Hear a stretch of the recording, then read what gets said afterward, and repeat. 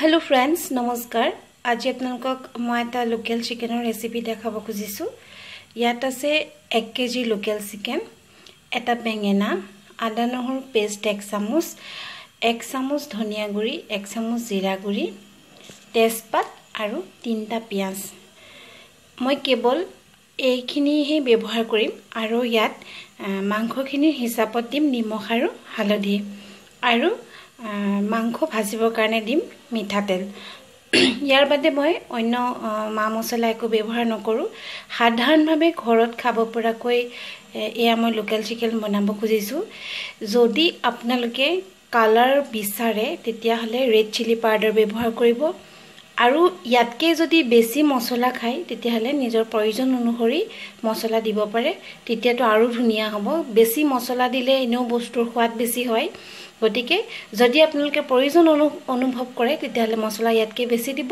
আৰু কালাৰ বিচাৰিলে red chilli powder নিজৰ অনুমানত দি লব এতিয়া কি ধৰণে মই ৰান্ধিম সেইখিনি আপোনালোকক দেখুৱাই যাম বেঙেনাটোৰ বাকলি গুছাই লৈছো এতিয়া ইয়াক ডাঙৰ ডাঙৰকৈ কাটি লম পিয়াজখিনি কাটি লৈছো কব নহলে লগতে শুকান জলকীয়া লৈছো এয়া তেজপাত লৈছো আৰু মাংসখিনি মই কোনো মেৰিনেট কৰা নাই বা একো মছলা বা অন্য কিবা সানি লোৱা নাই একদম সাধাৰণভাৱে ঘৰত খাবৰ কাৰণে বনালে মই বিশেষ যত্ন নলওঁ মাংস বনালে এয়া তেল গৰম হৈ আছে পিয়াজ দিছো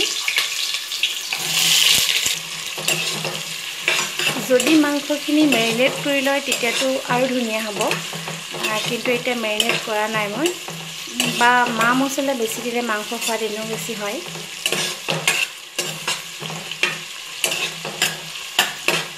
আচলতে ঘৰত খাবৰ কাৰণে যেতিয়া ৰান্ধা হয় একদম সাধাৰণভাৱে ৰান্ধো মই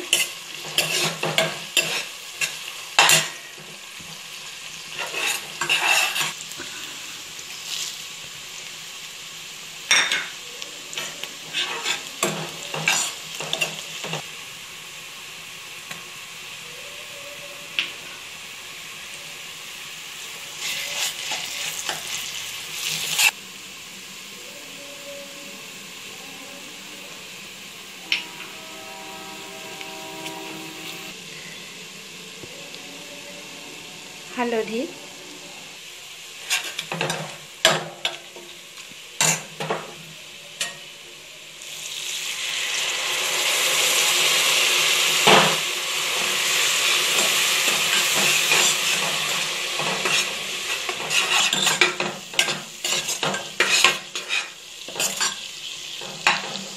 এতিয়া মাংসখিনি ঢালি দিম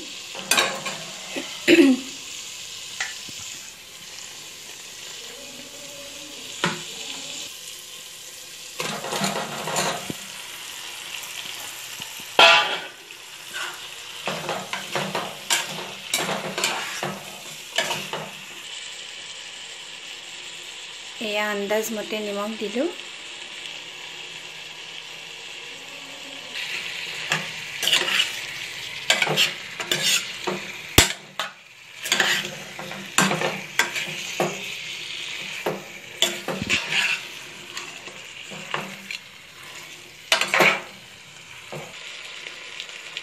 মাংসখিনি এটা ঢাকি দিম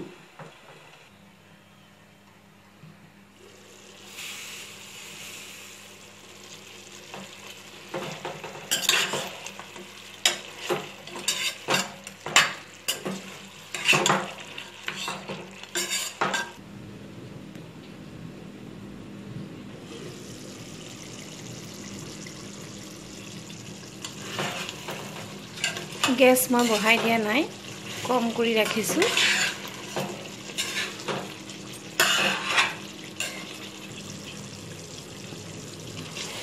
ঢাকি দিয়া কাৰণে ইয়াতে ধুনিয়াকে সিজি আছে একচুয়ালি মাংস বনালে মানে মাংসখিনি খুব সুন্দৰকে মাংসতে থকা যি পানী থাকে বা ঢাকি ঢাকি যেতিয়া বনোৱা হয় পিয়াজৰ পৰাও পানী ওলায় বা সেইখিনিতে যদি মাংসখিনি সুন্দৰকে সিজাই লোৱা হয় তেতিয়া মাংসৰ সোৱাদটো বাঢ়ে আৰু অলপ ভাজিয়ে যদি পানী ঢালি দিয়া হয় তেতিয়া মাংসখিনি কেতিয়াও সোৱাদ নহয় বা মাংসখিনি ভাল ধৰণে কেতিয়াও নিসিজে।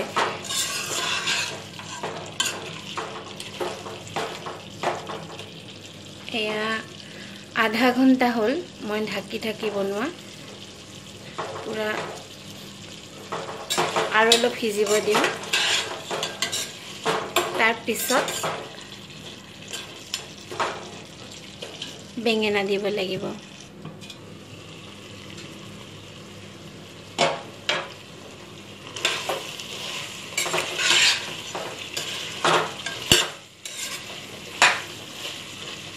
এইখিনি প্ৰায় 35 মিনিটমান সময় মই ভাজি ল'লোঁ। আচলতে কুকুৰাটো অকণমান ডাঙৰ আছিল কাৰণে সময় বেছি লাগিছে।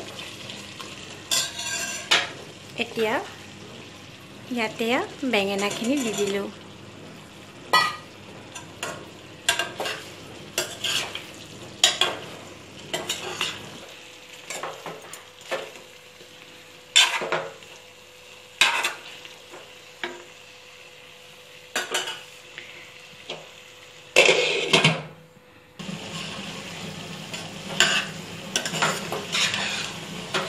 যিসকলে আলু নাখায়, আলু নোখোৱা সকলৰ কাৰণে এই ধৰণে বনালে ভাল হয়, কাৰণ গ্ৰেভিটো খুব ধুনীয়া হয়।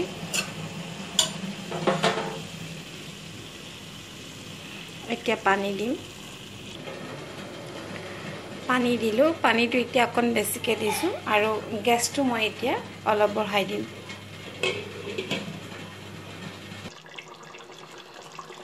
মাংস হৈ গৈছে, তাত এতিয়া অকণমান ইলাচি গুড়ি দিলোঁ।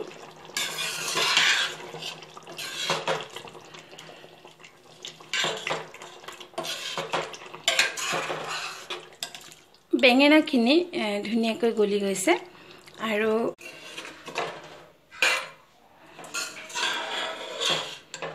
এয়া মাংস হৈ গ'ল। খুব ধুনীয়া হৈছে ডাঠটো। আলুৰ প্ৰয়োজন নাই আৰু পিঁয়াজো মই বহুত বেছি দিয়া নাছিলোঁ, দেখিছিলে। এয়া গ্ৰেভিটো বহুত ধুনীয়া হয়। এতিয়া আজিলৈ আহোঁ। ধন্যবাদ।